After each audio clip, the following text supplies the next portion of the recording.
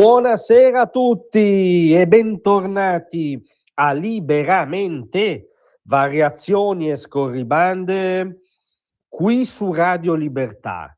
Allora, sento grande scandalo in questi minuti sulla rete, nel dibattito che si crea o copia e incolla in diretta sul fatto che Matteo Salvini, che è vicepresidente del Consiglio, ministro di punta di questo governo, leader di un partito politico, si sia recato a Palmoli, in provincia di Chieti, a incontrare Catherine Birmingham e Nathan Trevaillon, che sono i genitori di quella che orrendamente da un punto di vista contenutistico viene semplificata come famiglia nel bosco. Sono quella mamma e quel papà a cui vengono negati da mesi i figli da parte dell'autorità pubblica. Sono due persone travolte da un dramma, non la famiglia nel bosco che è una cartolina. Comunque, per capirci, si usa anche questa semplificazione. Però non capisco invece lo scandalo delle anime belle.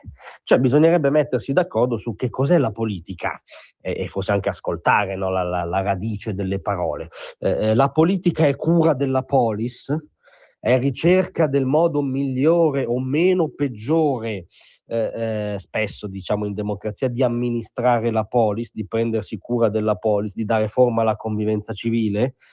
È quella che Aristotele chiamava una scienza architettonica che usa gli altri saperi per appunto costruire un'ipotesi di convivenza civile? E se la risposta è sì, non solo Matteo Salvini non ha fatto male a tenere questo incontro, ma ha fatto benissimo, perché comunque la si pensi, la questione, usiamo anche noi la semplificazione orrenda, della famiglia nel bosco, scomoda delle domande chiave sul modello di convivenza civile che scegliamo, sul modello politico, ma anche culturale, valoriale, in cui decidiamo di organizzare la nostra vita pubblica.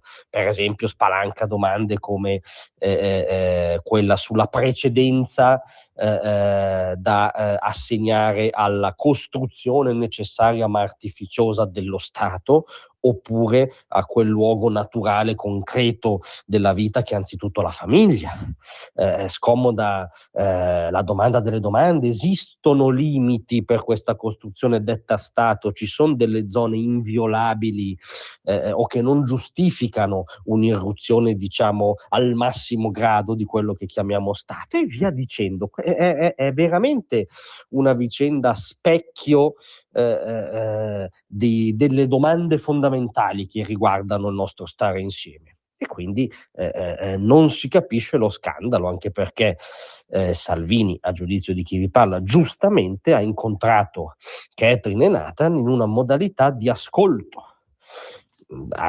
Tra le dichiarazioni con cui ha anticipato questo incontro, rilasciate a ore 14, ha detto: ascolto e mi metto a disposizione. 5 mesi sono già troppi, mesi di lontananza, di separazione di bambini dalla mamma e dal papà.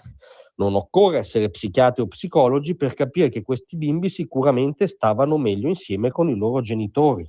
Guardate che dei fior di psicologi e psichiatri, anche nel dibattito pubblico, anche in interventi televisivi, non consulenti della difesa di questa famiglia, ma professionisti terzi specchiati, hanno detto che sicuramente questi bambini sono già traumatizzati, stanno già vivendo un trauma che condiziona le loro vite, prima che le diciamo determini negativamente del tutto. Vogliamo fermarci a riflettere. Questa sostanzialmente è la posizione portata avanti in queste ore da Matteo Salvini, ma non solo, da tutti quelli che non reputano di procedere in modo acritico su una via che non sta dando frutti, evidentemente.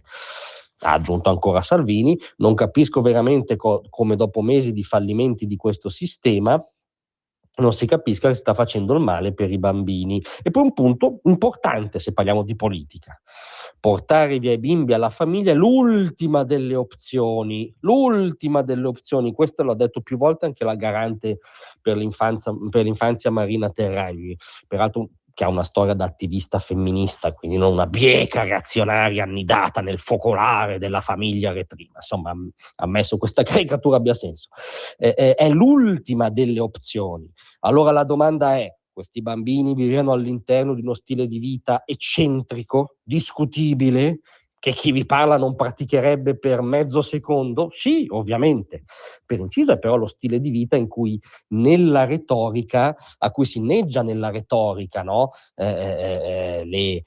L'intelligenza della ZTL da anni che scrive all'aperitivo dei Peana sul ritorno alla natura. Lo scrive però dai centri della ZTL. Poi una volta che una famiglia pratica questo ritorno alla natura nella realtà, li portano via i figli. Ma questa è una sfumatura di polemica. Ma nella sostanza della questione, erano all'interno di uno stile di vita anomalo? Sì. È giusto che vengano monitorati i diritti dei minori in tutti i casi, quindi anche in questo, e che si accerti se vengono violati? Sì. Si può ipotizzare un percorso di accompagnamento a cui peraltro il padre ha aperto su singoli snodi? Certo che sì.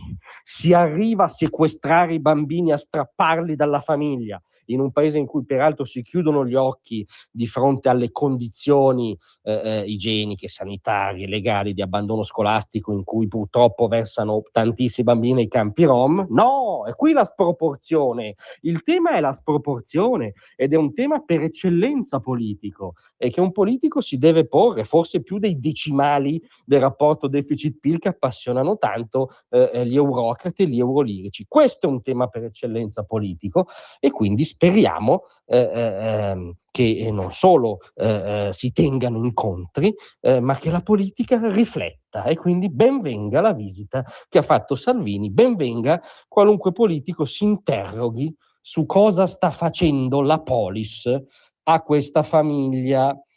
Grazie a tutti, a domattina. Tra un manifesto e lo specchio